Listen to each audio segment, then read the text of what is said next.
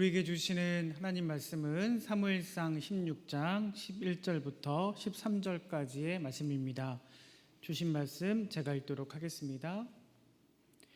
또 사무엘이 이새에게 이르되 내 아들들이 다 여기 있느냐? 이새가 이르되 아직 막내가 남았는데 그는 양을 지키나이다. 사무엘이 이새에게 이르되 사람을 보내어 그를 데려오라. 그가 여기 오기까지는 우리가 식사 자리에 앉지 아니하겠노라. 이에 사람을 보내어 그를 데려오매 그의 빛이 붉고 눈이 빼어나고 얼굴이 아름답더라. 여호와께서 이르시되 이가 크니 일어나 기름을 부으라 하시는지라. 사무엘이 기름 뿔병을 가져다가 그의 형제 중에서 그에게 부었더니 이날 이후로 다윗이 여호와의 영에게 크게 감동되니라. 사무엘이 떠나서 라마로 가니라. 아멘. 11월 첫째 주일입니다. 기온이 많이 내려갔어요. 여러분들 차가운 공기 때문에 호흡기 질환, 감기 걸리지 마시고 건강 유의하시기 바랍니다. 2025년이 벌써 10개월이 훌쩍 지나가 버렸습니다. 이제 11월과 12월 2개월여밖에는 남지 않았어요. 지나간 날들을 후회로 남겨놓지 마시고 감사하시기 바랍니다. 그리고 우리에게 새로 주실 시간들을 기대하며 소망으로 계획하십시오. 하나님이 우리와 함께 하십니다. 여러분들과 동행하십니다. 우리 함께 인사를 나눌 텐데 여기 계신 분들은 서로 보면서 온난으로 예배하시는 분들은 서로 함께 인사합니다. 당신을 만나니 행복합니다. 반갑습니다. 사랑합니다.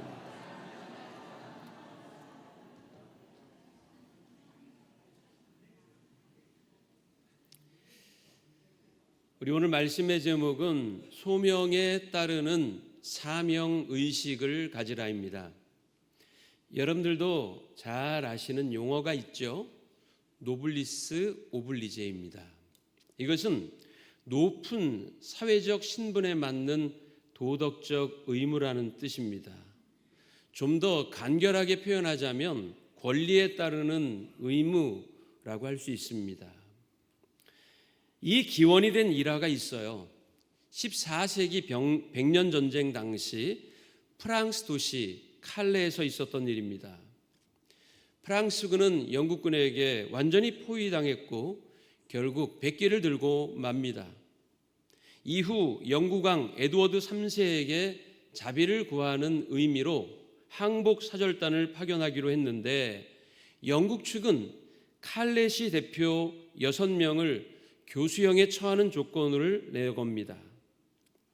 6명을 누구를 선정해야 하는가 깊은 고민에 빠졌어요. 모두가 머뭇거리고 있을 때 칼레시의 부자였던 피에르라는 사람이 내가 하겠습니다 하고 자청합니다. 이어서 시장, 상인, 법률가 등등 귀족들이 동참하게 됩니다.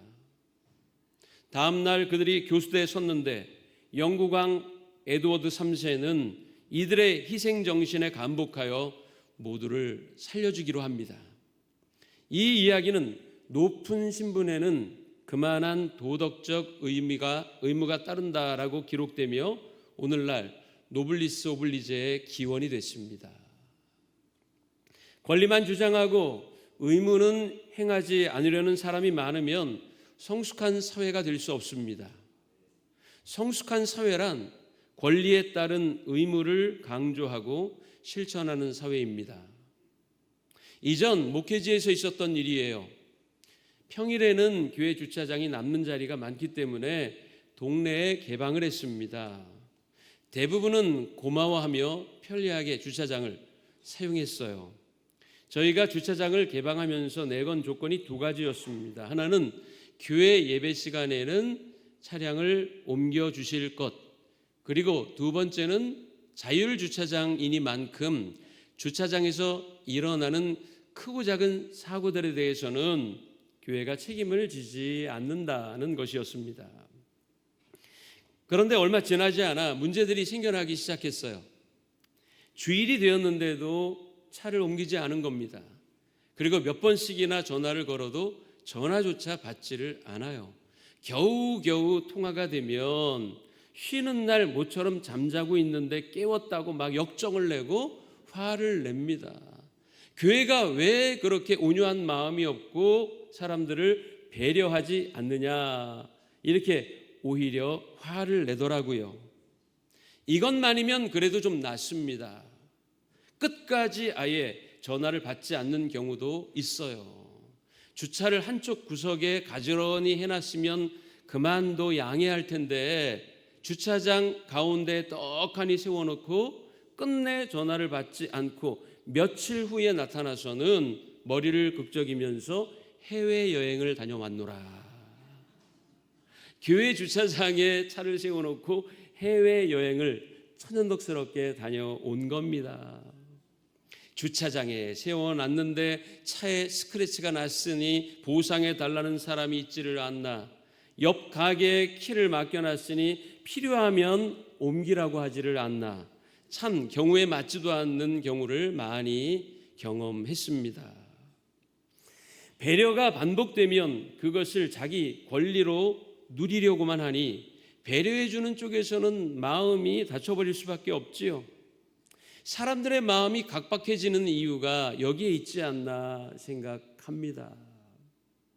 하나님은 언제나 우리에게 은혜를 주시되 대가를 바라지 않으십니다. 태양빛도 넓은 바다도 신선한 공기도 대가 없이 우리에게 주십니다. 창세기 1장을 보면 하나님이 사람을 만드신 후 이렇게 말씀하셨어요. 하나님이 이르시되 내가 온 지면에 심했는 모든 채소와 씨 가진 열매 맺는 모든 나무를 너희에게 주었다. 조건 없이 하나님께서는 우리들에게 모든 것을 허락하셨습니다. 어디를 봐도 계약서를 썼다는 얘기가 없어요. 에덴 동산의 모든 걸 주시면서 단 한 푼의 값도 받지 않으셨습니다.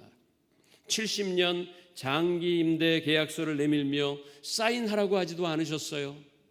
특약 조항까지 정해서 파손되면 원상복구하십시오 라고 하지도 않으셨습니다.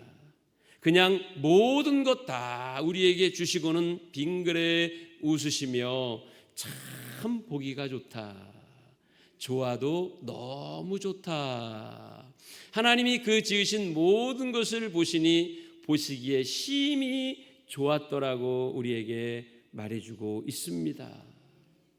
주고 또 주고 다 주시고 나서도 뭐 또 줄 것 없나 생각하시다가 당신의 아들까지 주셨잖아요.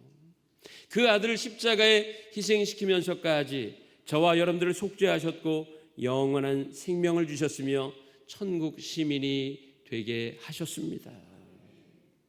죄로 인해 죽을 수밖에 없었던, 아니 사도 바울이 에베소서 2장 1절에 말한 대로 죄로 인해 이미 죽었던 우리를 살리시기 위하여 하나님은 당신의 외아들을 희생시키셨어요. 그 사랑이 적습니까? 그 사랑이 작은가요? 모자라요? 천만에요. 차고 넘칩니다.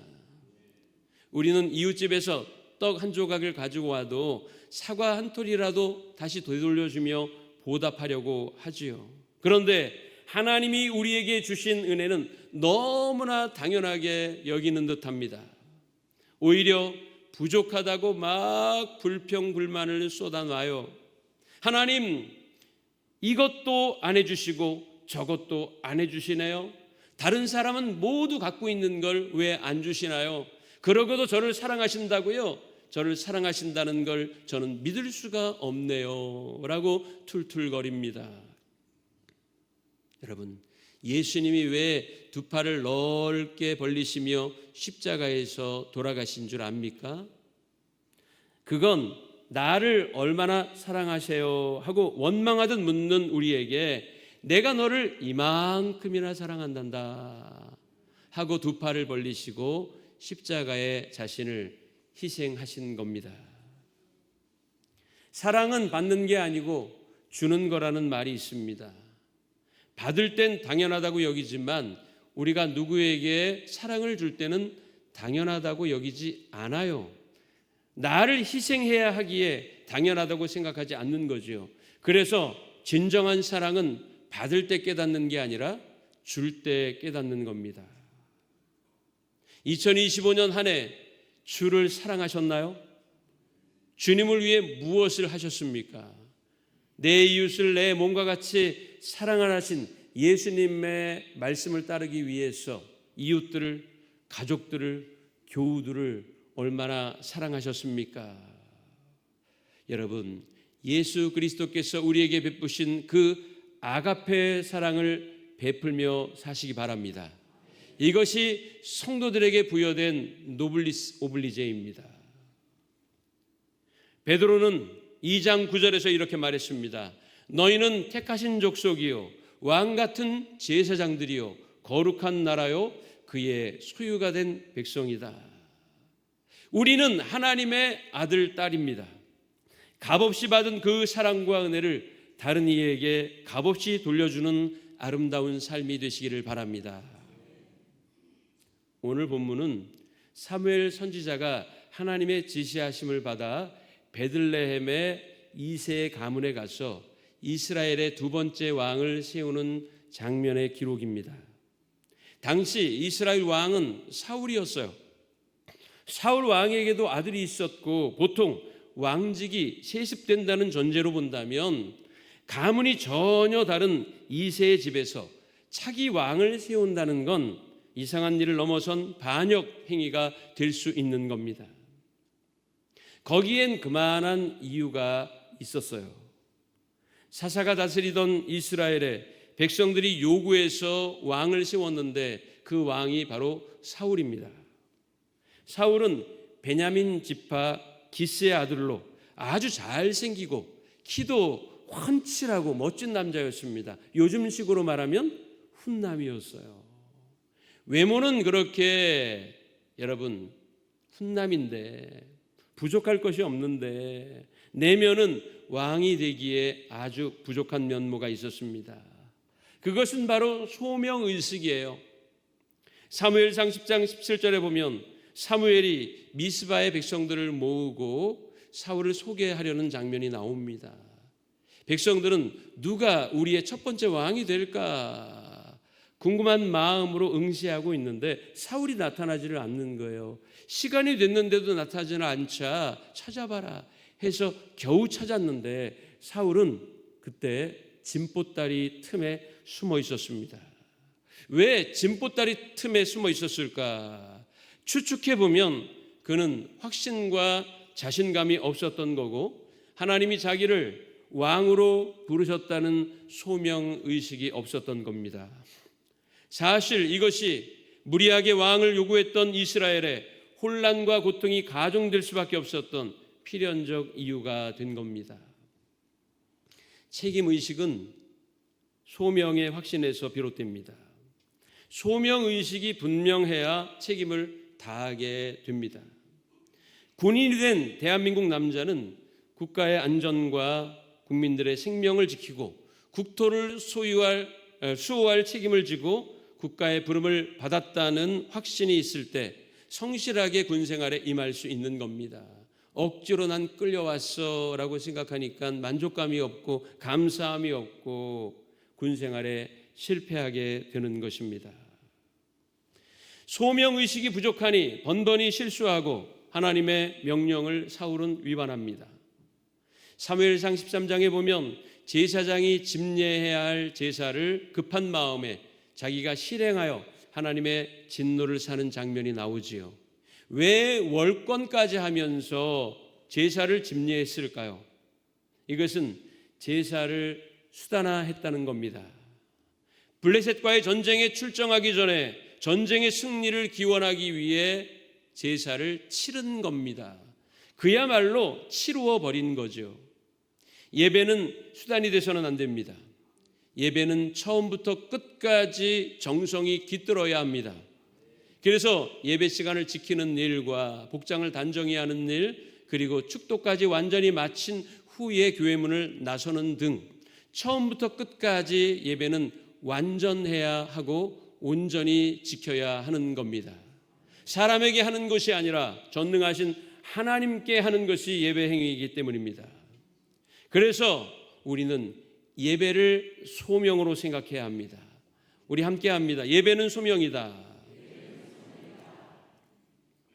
예배는 우리 그리스도인들이 평생에 걸쳐서 해야 하는 가장 기본적이며 가장 중요한 믿음의 행위입니다. 그런데 우리는 어떻습니까? 예배를 습관적으로 드리다 보니 타성에 젖진 않았어요? 습관이 되어버리진 않았습니까?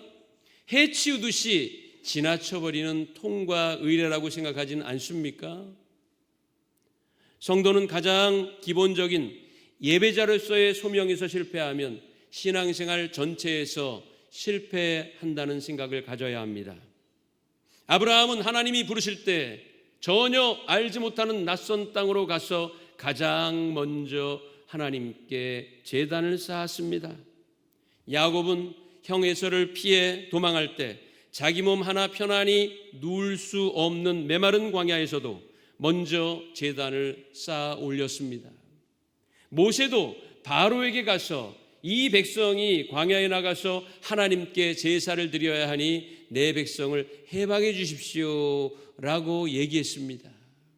바울도 원래 계획했던 곳이 아닌 낯선 곳 빌립보에서 첫 안식일을 맞이했을 때 예배 장소부터 찾았습니다. 믿음의 위인들은 하나님 앞에 예배를 생명처럼 지켰습니다. 여러분들은 어떠십니까?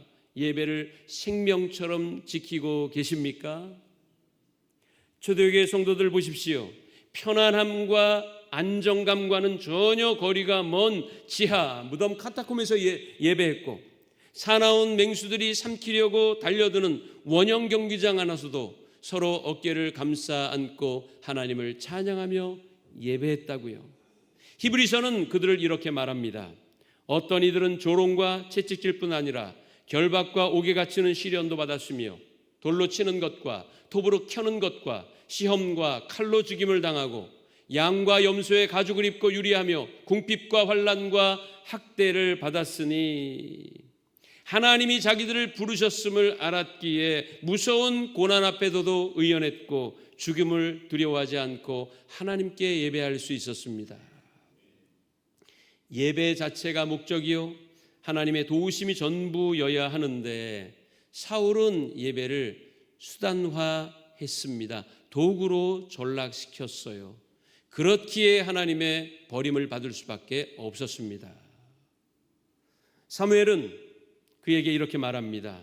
지금은 왕의 나라가 길지 못할 것이라 여호와께서 왕에게 명령하신 바를 왕이 지키지 않았기에 하나님이 당신을 버렸다. 이렇게 책망했습니다. 이때가 언제입니까?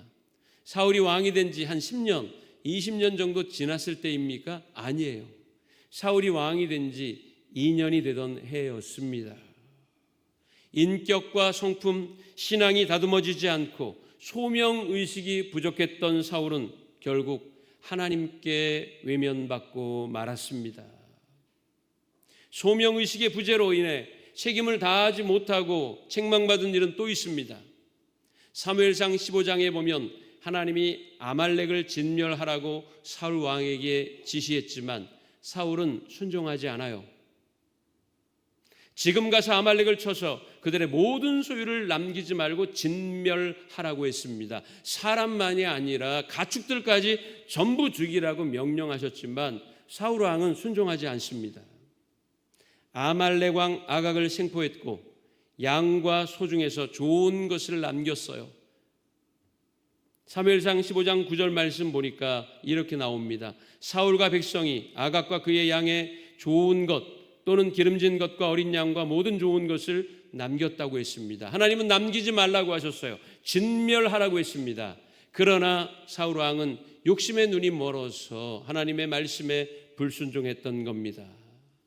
이에 대해 사무엘 선지자는 강하게 그를 질책합니다. 사무엘상 15장 19절 보니까 어찌하여 왕이 여호와께 불순종했습니까? 여호와가 악하게 여기시는 일을 행했습니까?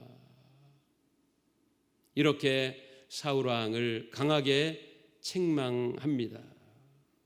사울 왕은 소명에 대한 책임을 다하지 않았어요. 이스라엘 12지파 가운데도 가장 미약한 지파였던 베냐민 출신으로서 왕으로 선택을 받았습니다. 그것도 이스라엘의 왕정 시대를 여는 첫 번째 왕이 되는 영광을 얻었다고요. 그러나 이 엄청난 영광을 그는 자신의 욕심 때문에 스스로 차버리고 말았던 거지요. 참 애석하고 안타까운 일입니다. 이 모든 게 하나님의 부르심에 대한 사명의식의 부재에서 비롯된 겁니다. 사울과는 다른 인물이 있습니다. 동시대를 살았던 다윗입니다. 오늘 본문에는 사울 왕의 시대가 지나고 다윗의 시대를 알리는 소막이 기록되어 있습니다. 하나님이 베들레헴 이새의 집으로 가서 새로운 왕을 택해 기름을 부으라고 사무엘 선지자에게 명령하셨고, 사무엘은 뿔에 기름을 담아 이새의 집으로 갑니다. 그리고는 아들들을 면접하자고 합니다. 8명의 아들이 있었지만 7명만 사무엘 선지자 앞에 선보입니다. 7명을 다 만났어도 하나님이 마음에 감동을 주시는 이가 없었어요. 이리 보고 저리 뜯어 보아도 하나님이 허락하시는 이가 없었던 거예요. 그래서 이새에게 물었습니다. 당신의 아들 7명이 전부 다입니까? 아닙니다. 1명이 더 있기는 해요. 그러나 그 녀석은 너무 어립니다. 그래서 지금 들판에서 양을 지키고 있어요. 그래요? 그렇다면 그 아들도 한번 데리고 오시지요. 다윗이 사무엘 선지자 앞에 왔을 때 사무엘은 하나님이 택하신 왕이 다윗이라고 하는 사실을 한 번에 알아봅니다. 그는 가지고 간 기름을 다윗의 머리에 부어 2번째 왕을 삼습니다. 사무엘이 첫째 아들 엘리압을 만났을 때 그의 준수함에 매료되어 이렇게 얘기했어요. 여호와의 기름 부으실 자가 과연 주님 앞에 있도다. 그러나 하나님은 그에게 이렇게 말씀하십니다. 외모를 보지 말고 그 마음 중심을 보거라. 더할 나위 없이 준수한 사울을 왕으로 택한 결과는 대실패였잖아요. 하나님은 그것을 상기시키신 것입니다. 내 눈에 보기에 사람의 기준에 합당해 보여도 하나님은 다른 기준을 갖고 계십니다. 다윗은 매우 어렸고 남자다움보다는 정적이고 여성스러운 면모가 더 부각되는 인물이었어요. 악기 연주를 좋아하고 시짓기를 즐기는 정적인 성품이었다고요. 그리고 아직 너무 어렸어요. 그래서 아버지 이새는 이 막내 다윗은 왕이 되기에 적합하지 않아라고 생각했던 거죠. 그래서 사무엘 선지자 앞에 선보이지도 않은 겁니다. 그러나 하나님은 다른 생각을 가지고 계셨어요. 하나님은 다윗을 선택하셨습니다. 왜 다윗을 선택하셨을까요? 그것은 다윗이 철저히 하나님 당신만을 섬기고 그의 계획을 신뢰하며 순종하는 자였기 때문입니다. 다윗은 훗날 자기를 죽이려고 했던 사울 왕에게 복수하지 않았어요. 충분히 기회가 있었음에도 불구하고 사울 왕을 하나님이 세우신 것으로 믿었기 때문에 그는 사사로운 복수심으로 사울 왕을 처단하지 않았던 겁니다. 이러한 면모가 하나님이 인정하실 만한 성품이었습니다. 하나님의 백성들은 자기 판단을 내세우면 안 됩니다. 내 생각에는, 내 의견에는, 내 뜻에는 이라고 말해서는 안 돼요. 자기 생각을 하나님의 생각처럼 오해하여 주장하는 잘못을 범해서는 안 됩니다. 누구에게도 쉽게 자기 뜻과 자기 생각과 계획을 하나님의 뜻이야 라고 말해서는 안 되는 겁니다. 여러분, 예전에 한번 흥미로운 영상을 본 적이 있어요. 어떤 자전거 제작자가 자전거를 만들었는데 보통하고는 달라요. 왼쪽으로 핸들을 틀면 타이어도 왼쪽으로 돌아가고 오른쪽으로 틀면 오른쪽으로 돌아가야 하는데 이게 정상인데 반대로 만들어 놓은 거예요. 왼쪽으로 틀면 바위가 오른쪽으로, 그리고 오른쪽으로 틀면 바퀴가 왼쪽으로. 그리고는 관객들에게 말합니다. 자, 이 자전거를 타고 3m만 똑바로 주행할 수 있는 사람이 있다면 $300를 드리겠습니다. 여러 사람이 지원을 하고 시도를 했지만 아무도 성공하지 못했습니다. 우리의 뇌는 다 그것이 왼쪽으로 핸들을 틀 때 왼쪽 방향으로, 오른쪽으로 핸들을 틀 때 오른쪽 방향으로 움직인다는 그 고착화된 사고가 있기 때문입니다. 그래서 그 자전거 제작자도 그 반대로 제작된 자전거를 제대로 타는데 8개월 이상이 걸렸다는 거예요. 우리가 나의 고정관념을 버리지 않는 이상 하나님의 방식대로 움직일 수 없습니다. 나의 사고방식이 하나님의 뜻으로 치환될 때 우리는 하나님께 영광을 돌릴 수 있는 겁니다.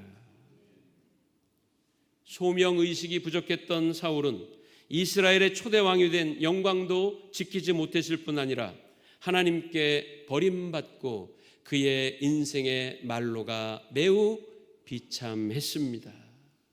그러나 다윗은 왕을 선택하는 날 후보군에도 들지 못할 정도로 어설프고 어린 자였지만 하나님이 자신을 선택했음을 알았을 때 그 고난의 긴 세월도 한순간처럼 여기며 이겨냈고 그는 도망을 다니면서도 하나님을 예배했으며 하나님을 신뢰했으며 하나님께 감사했습니다.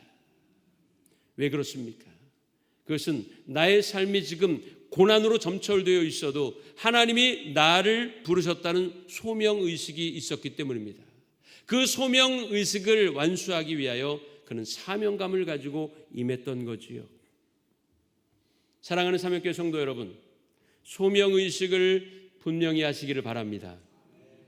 우리를 하나님의 시간 안에 살게 하신 이유를 깨닫고 우리의 살아 숨쉬는 동안 하나님께서 내게 요구하시는 것이 무엇인지를 알고 그 소명을 제대로 감당하실 수 있는 사명감을 충만히 가지시고 전진하는, 그래서 하나님의 칭찬과 복을 얻는 사명교회 성도들이 되시기를 주님의 이름으로 간절히 축원합니다.